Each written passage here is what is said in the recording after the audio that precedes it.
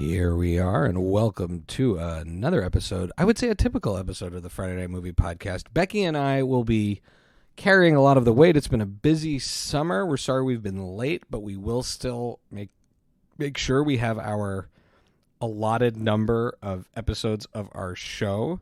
So, in case anyone was missing us, they're all coming. They are not going to have Lily because Lily's family's in the States, and she's having a good quality time with them. Yeah, I mean, I don't want to brag, but I always feel like if there's an opportunity, I just had COVID for the first time. Oh, yeah, let's talk about that. And I had, like, quite a bit of COVID. I didn't have the most COVID, but I had, like, a good, Your first shocking dose COVID is intense. Like, there was a time where we wouldn't talk about it, I think, but now we're, like, a few years into this. I've had it 3 times. My third time I took a nap and I was okay. I mean, so I'm not going to brag, but I am technically showing up to podcasts on the tail end of COVID. But you are out of your contagiousness CDC guidelines, just to make clear with everyone. I'm not, don't worry, you won't get COVID from listening to this podcast. Neither will I. Although I don't know where you're listening to it, so maybe you will get COVID from listening to this podcast if you're in a very crowded place right now. That's entirely possible, but I'm just saying correlation is not causation, people, okay? So what was amazing to me about this COVID experience, it reminded me exactly of having gotten the vaccine, where I got the vaccine and I was fine. And then from 1 minute to the next, my entire body shut down and was like, abort. And then I was sick for 24 hours and then back to normal. And this was more like 48 hours or probably more like 48 hours, 72 hours of being pretty decently ill, but again, 2 Tylenol and I was technically fine. So the Beastie Boys use the term ill a lot, licensed to ill communication. And I'm not saying, I'm definitely not versed in the cool words or the hip words, but let's actually, I think this is a great episode to have a little competition. Who is the illest? Because while you had COVID, I was walking around. I was on a phone call, and I was like, ate something weird. Stomach feels weird. And then basically almost blacked out a few minutes later from pain searing through my body. And I had to call Dad to like scoop me up and take me to the ER. Because everyone else had COVID. Yeah. It's like I did one day. And Dad scooped me up, and I'm like writhing in pain, and it's going up and down my body. And I know I see a cardiologist regularly, so I had recently had an EKG. I'm very heart healthy. Contrary to what people may think of my health, my blood pressure's really good. So I knew it wasn't a heart attack, but boy, could it have been. So I went to the ER, and I found out after basically blacking out from the pain that I had a kidney stone. Oof. Which I think whatever anyone thinks it might be like, it's worse. It is. You've had them too. Having been pregnant and had 2 children and having had kidney stones, I will say the pain from kidney stones significantly worse than any contraction, labor pain, surgical pain I've ever had. So, because if you feel like something is killing you from the inside and there's no way to stop it. Just no way to stop it. I mean, when I had my kidney stones, I was like convulsing in pain and vomiting, and like it was. Oh yeah. It was. I threw up from the pain. I remember the feeling of almost blacking out, where when they were doing the ultrasound to try and find the kidney stones, my vision like kind of tunneling in and going really, really dark for a second from the pain, and then like I got a CAT scan. I got a CAT scan. So I did not have nobody. I think I was pregnant, so that's why they didn't. They probably don't CAT scan you. Unless like they really need to if you're pregnant. So so I got a CAT scan, and then I sort of revived for a minute. At that point, they'd given me a teeny tiny bit of painkillers, and I respect that. I don't believe. Gave you like 1 Advil. They gave me some stuff on the IV, but not like. And I think that's fair these days. The what are they called? The oxys, the opioids. It's dangerous stuff, so you don't want to overdo it. And then they announced to me that I had a kidney stone. And I have another friend, she had twins. And she also had kidney stones at one point and said kidney stones are worth. So I don't want to brag. But once we're here. I mean, do I get to sort of wear this as a badge of honor now? Like, I'm not full Arnold Schwarzenegger in Jr. having carried a baby and given birth. But you carried those kidney stones and you birthed them in your own way. But, like, isn't that such a man response? Like, I had kidney stones, so, like, I understand. I understand. I basically had a baby. Yeah. No, it's truly one of the most horrible experience like medical experiences of my life. Is there a movie watching experience to you that you've ever had that was like a kidney stone, in that you're like in it, you don't know when it's going to end, it's horrible, but you have to see it through? And when I say horrible, yes. It's a taste experience. This is not whether or not something is good. No. Every movie is good. Every single real horror movie I've ever had to watch. Like, not a horror comedy or a satire. I'm just talking like any one of those real ones that are like, what are like The Conjuring or like some, those like actual, that's like a scary. Kidney stone. Yeah, that for me is a kidney stone where now I have to see it to the end because otherwise I'll have nightmares. But because I've seen this, I will now have nightmares. Like, there's just no escaping it, but I have to see it till the end. Just truly a horrible experience. Yeah, there's very rare that I turn off a movie. So I've probably had a few of these in my time. Is there one that I think about that you think about for me? Someone recently told me, like, I like way too much. Someone I respect a lot was something like, you're very generous. You're very open-minded. Yeah. Because I remember that conversation, actually. That's a funny one. We can report on that one later. Yeah. I remember that conversation. I have a lot of things that I really... You're very kind.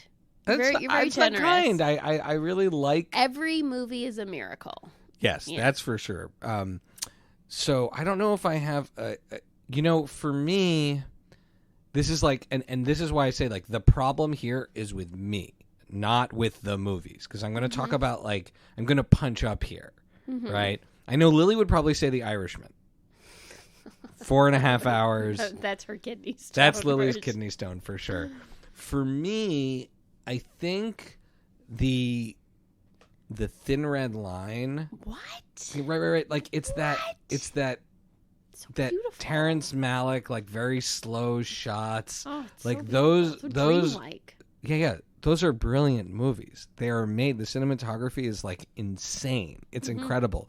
But those movies where it's just like a lot of shots and people suffering, like that is. I also thought it was going to be like Private Ryan. I was like, awesome, Private Ryan, but on the in the Pacific. No. But it was not. Nope. But like that's not fair because that movie is still a great movie. Yeah, right? but I see what you mean.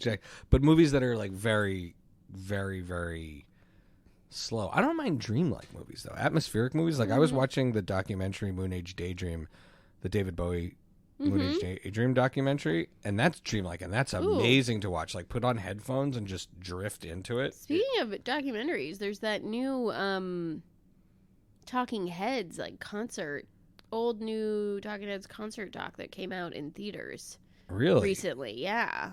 Is it Talking Heads or is it David Byrne? Is it David Byrne's his Broadway show or is it? No, it's like it's like a historic. It's like an old concert about Stop Making. Is it like about the? It must be about the Stop Making Sense. I think so. I remember buying that DVD. Yeah. I think it's like a re-release of that. That's a masterpiece. Yeah, that's Jonathan Demme directed. Yeah, that's out right now in theaters, I believe, or they did some big re-release of it. Oh well, I'm going to double check that. But the original Stop Making Sense. I'm pretty sure that's what it is. I'm pretty sure it's a re-release of Stop Making Sense. Is the original directed by Jonathan Demme is just absolute masterpiece. Yeah, I'm pretty sure that's what it is. Oh, well, we'll see. Well, oh yeah, Stop Making Sense returning to theaters as an A24 movie. That's pretty cool, right? Very cool. Yeah. All right, Beck, what else have you been watching? So in my COVID state, I actually got a lot done. I watched a lot. I mean, I watched/slept through a lot of shows. I watched the new season of The Witcher, which I don't know if it's COVID or the show itself, but I finally will admit defeat. I have no fucking clue what that show is about. Like, I cannot follow. I follow it and I watch it you've explained it to us. I can keep up and enjoy the show for what it is now, but Nilfgaard and the elves and Redondin. What's the other kingdom? All the kingdoms, and I don't even know. I have no idea where are the kingdoms and who's fighting for what and why. And wasn't Greg there like McTavish is in that show. I just finally realized. Wasn't there a Porcupine Man? Yeah, but like then the Porcupine Man. I think now he's the king of Nilfgaard. Is he the White Flame? Anyways, it's so confusing. Was there another house with legs? No, but there's just it. I admit defeat. I don't know what it's about, but I still enjoyed watching the season. So I watched that. I watched the entire new season of Outlander, which that's a great COVID watch because you can fall asleep for like 2.5 episodes and you haven't missed anything. So it was fine. Like, that's the type of show where it's always the last episode that's really great. And there's a wonderful build-up. You're like, oh, next season's going to be crazy. And then it's like 7 episodes of the Revolutionary War. And you're like, whoa, there's so much history in here. But it's still a great show. And so I got through that. And then part of my COVID journey is that I had a COVID buddy. So shout out to Mom, who got COVID right along there with me. And we would snuggle up at night and watch movies and eat popcorn. You're so lucky. Whenever I got COVID, I was alone in my room for like a week. And she had like really mild. She had like a pretty mild case. So she was just like because Mom's had COVID so many times at this point. I don't think she'd notice if other people... She literally was like, oh, I'm a bit tired. And then she would like make me soup and French toast and like watch movies with me and bring me popcorn. And ooh, French toast. Maybe we should go have Mom's She's actually going to be making brunch right now. Okay, so when we're done, she's doing like a French toast with all the shvaki leftover challah from Rosh Hashanah. That's amazing. We got like a bunch of backup. We're backdating this episode, so just trust us that even though it will come out before Rosh Hashanah, it was recorded. What? When I load it up, it will backdate. Date to before, but it was recorded after. So it's recorded in the future. This is, anyways, not the point. The point is she's going to be making brunch, and she was the best COVID buddy. She took such good care of me. We watched so many shows. What is your favorite mom breakfast food? It for sure has to be her French toast. Her French toast is unique. No, her French toast. It's so deeply fried. It's so oily and so crispy. But you know what? I can't do. But I've never had anyone ever make it like that. No, just and Mom. I can't do her French toast grilled cheese because that will give me an actual heart attack. I have her French toast grilled cheese with bacon in it. I like that. I wouldn't be able to eat for like 3 days if I did the full. I don't want to eat for 3 days. I don't want to ruin the high from that. That's like a really special thing that she makes is her French toast. All right, so you got a good COVID buddy. Yeah, I had a great So did you COVID watch a buddy. lot of Virgin River? I feel like Mom... Oh my God, Mom watched I didn't watch Virgin River, but I overheard a lot of it because she refuses to wear her hearing aids now when she watches TV. So it's just on full blast Virgin River for like 3 days in the house. Everywhere in the house, you could just hear that show. So no, but yeah, so she watched that. And she was a great COVID buddy, and I got through it, and I'm back to normal now. That's amazing. Okay, what I've been watching, I'm working my way through Star Trek Strange New Worlds, which is really excellent, probably the best Star Trek since Next Generation. Anson Mount in particular as Captain Pike is just freaking amazing. A lot of wrestling podcast, What Culture Wrestling, Simon Miller, YouTube stuff. That is my ASMR. It relaxes me so much. A lot of Bob Ross reruns. Oh, It's just like I'm in this. Take that blood pressure right down. Just relax. It's the opposite of the kidney stone. I never want it to end. Just every time he scrapes the little thing or pats the brush, or beats the devil out of the brush, which is very strange. Where he says beat the devil out of it. I'm like, beat the devil out of it. It's like very old timey. I finally got to starting back up watching Tacoma FD, which is the Broken Lizard guys have a TV show, which I think is like an underrated gem. It's probably the best thing they've done other than Super Troopers and Beer Fest. So I highly recommend that. It's a very, very funny show. All right, with that, we're going to keep the mini episodes coming over the summer. Most importantly, remember to donate to the Entertainment Community Fund, support the all the folks who are affected by the ongoing strikes. We want a resolution. The studios should I don't want to say pay up, but they should act in such a way that they're valuing all the hardworking people that make this incredible stuff that we make. There's more than enough money to go around for a fair deal. Let's hope we see that. And you can follow us at Friday Night Movie or FridayNightMovie.com. And thanks for doing this, Beck. Love you. Bye, love you.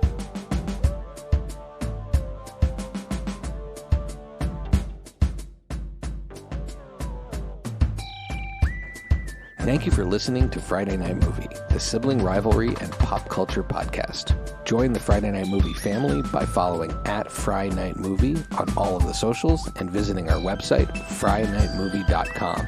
Our theme song is by What Does It Eat? And make sure to leave us a review on Apple Podcasts or wherever you get your podcasts. Thanks for listening.